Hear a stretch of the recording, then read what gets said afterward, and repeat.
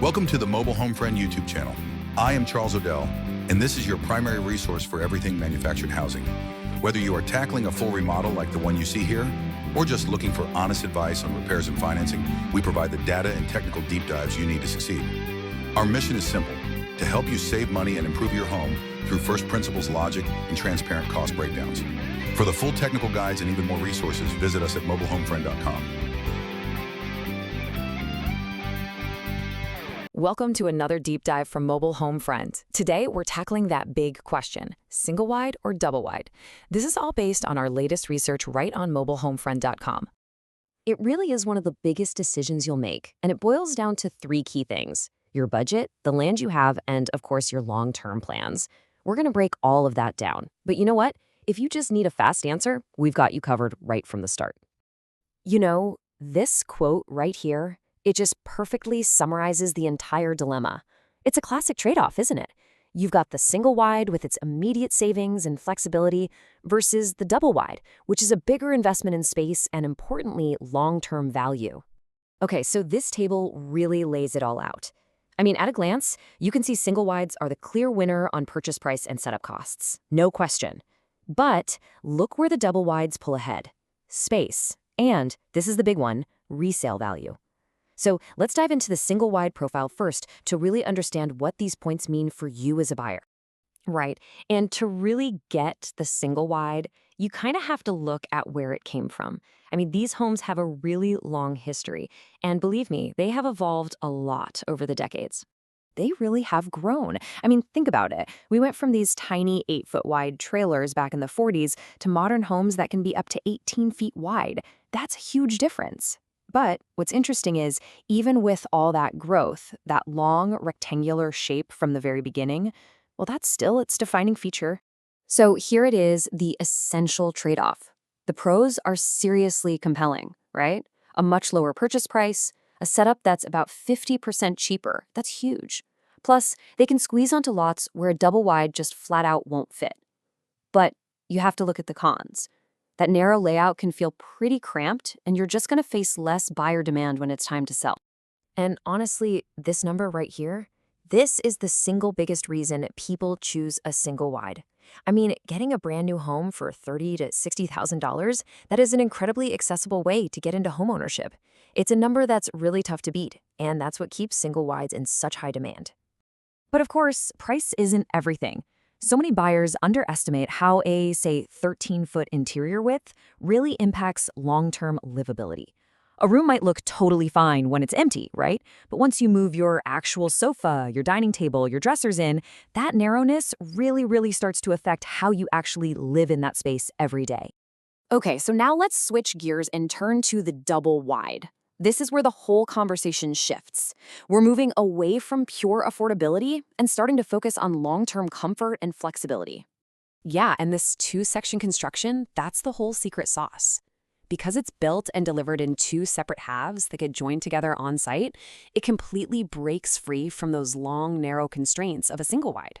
And what that means is you get layouts that feel so much more like a traditional site-built home. Okay, so the price jump is obvious. You can see it right there. But look at what that extra investment actually buys you. It's not just about more square footage.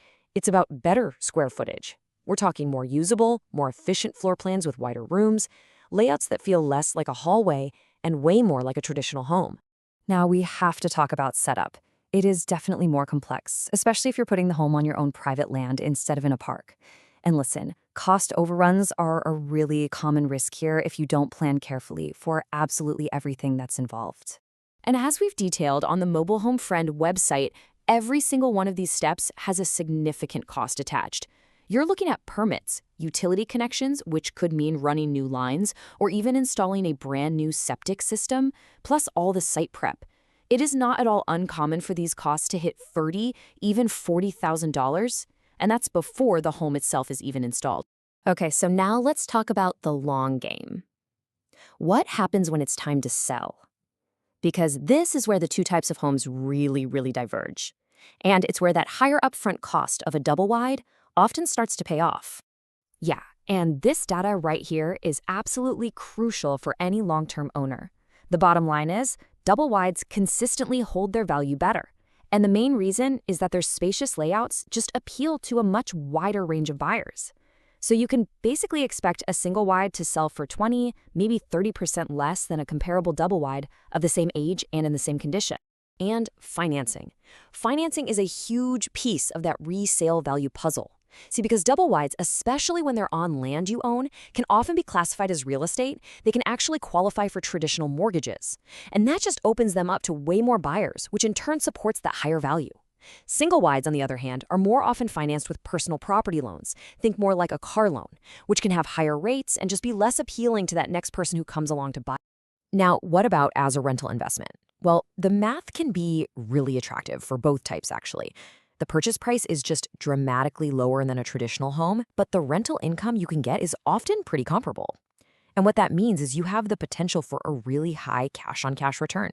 The Mobile Home Friend website actually has some fantastic case studies that break down the exact numbers if you're curious about that investment angle. So after all that, how do you make the final call? I know it feels like a lot to juggle, but don't worry, we've condensed everything into a really simple, actionable checklist to help guide you. And we really, really recommend going through this list point by point, without skipping a single thing.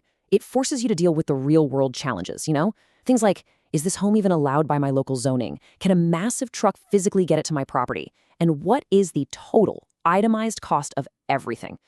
Answering these questions up front will absolutely save you from some major headaches later on.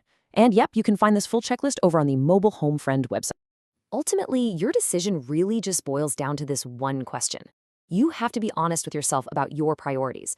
Are you trying to optimize for the lowest possible cost right now? Or are you investing in more space and a better resale value for your future? Answering that question honestly, that's what's going to point you to the right home for your life. Thanks so much for watching. For more guides and to read the full article on this exact topic, be sure to head over to mobilehomefriend.com. And don't forget to check out the links we've put in the description below. Thanks for watching. For more technical guides on this topic, click the link to see the in-depth article over at mobilehomeframe.com. There are many more informational dives into manufactured home topics to investigate and keep your project moving forward.